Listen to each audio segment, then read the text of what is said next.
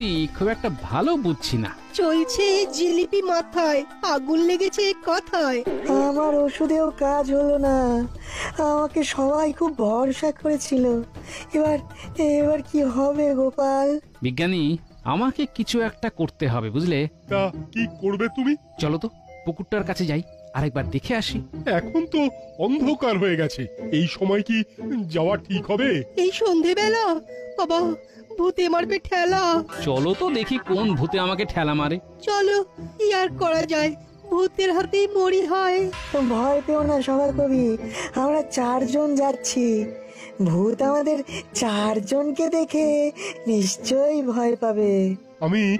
আমি মশালের ব্যবস্থা করছি, হাতে মশাল থাকলে মনে স্বস্তি থাকে। শুনেছি আগুন হলো ভূতেদের মহা বিপদের অস্ত্র। অগত্যা।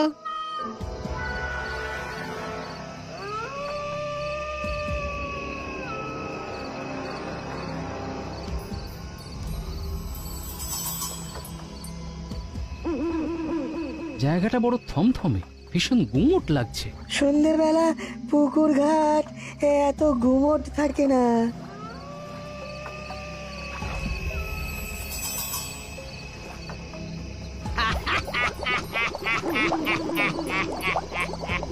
ওমা, কার হাসি! উড়ি বাবা গো! ওটা কি বিজ্ঞানী? যক্ষ যক্ষ যক্ষ! না, কিছু বোঝা গেল না।